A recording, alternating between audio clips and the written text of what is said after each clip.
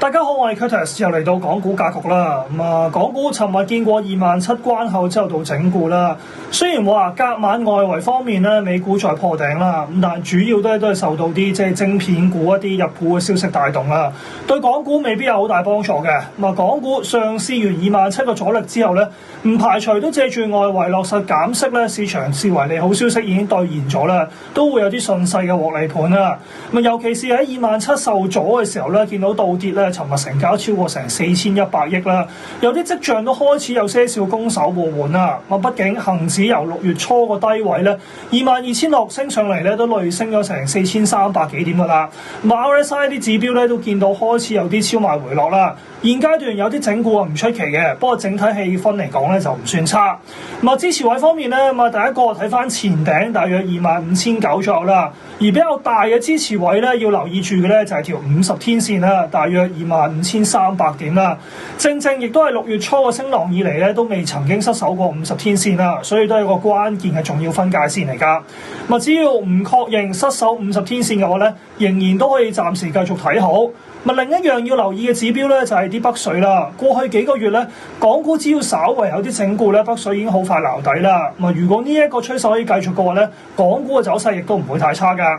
另外消息方面啊，美國官員就話咧，總統特朗普咧會同中國國家主席習近平通電話啦。預計就喺星期五咧，美國時間朝頭早9點啦，即係香港時間夜晚9點啦。今晚今次通過電話咧就唔預期會有啲咩好正式嘅貿易協議㗎啦。但有機會咧喺 TikTok 嘅交易上面會有啲進展啦。同時間美國方面咧有機會可能會放寬翻啲高端嘅晶片出口啦。如果係咁嘅話咧，除咗話對啲美國晶片股係利好消息之外咧，對於啲中資嘅大型科技股嚟講咧，佢哋研發 AI 咧都可以話分秒必爭啦，競爭好大㗎。有翻個高端晶片供應嘅話咧，對佢嚟講都係一個利好消息。若果有啲咁嘅利好消息嘅話咧，有機會再推動啲中資科技股向上啦。頭先提到啦，恒指嘅支持位咧就係253啦。上望阻力位方面咧，就當然係支持27,000啦，以及更進一步嘅話咧27,500點左右位置，留意住253至275呢個區間啦。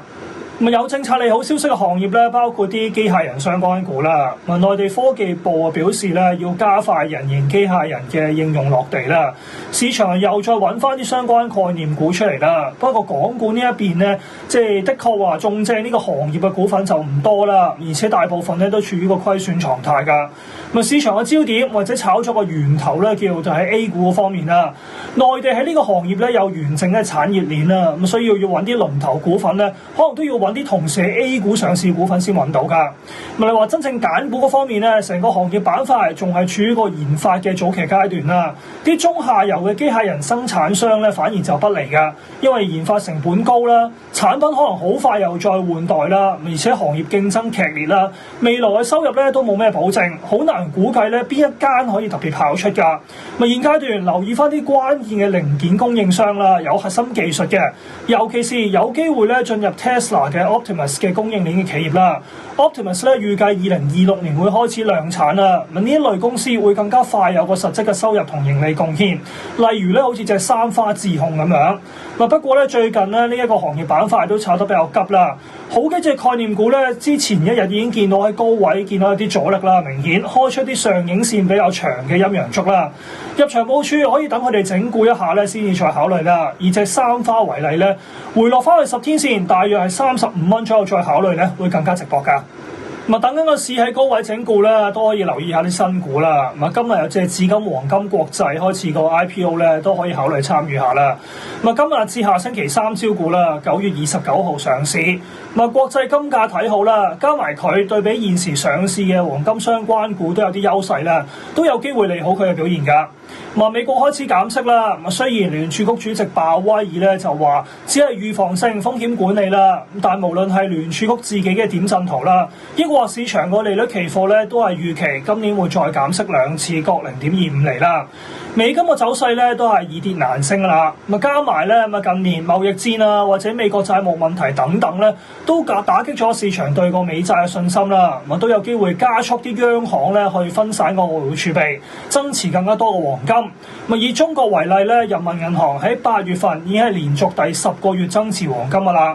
咁市場預期咧金價今年有機會上望3800美元啦，下年甚至咧有機會係望到4000美元嘅大關啦。對於話紫金黃金國際嚟講咧，個金價嘅走勢都係有利㗎。另外佢自己本身咧，除咗話個基石投資者陣容鼎盛之外咧，另一點就係佢個業務裏邊含金量咧就比較高㗎。相對喺現時上市嗰啲黃金相關股咧，可能好多其他銅啊等等嘅業務。紫金國際方面咧，黃金方面嘅業務佔咗收入咧大約9成半左右啦。加埋佢嘅金礦集中喺海外咧，都係作為睇好國際金價一個非常好嘅選擇啦，都有佢嘅獨特性。不過咧，金礦股就叫有數得計啦。佢招股而家個估值咧，同母公司紫金咧就差唔多噶啦。新股可以參與下啦，不過就做好個期望管理，唔能夠期望咧佢好似啲生物科技股咁一上市就倍升到噶。最後簡單申報翻啦，以上部分都冇持有嘅。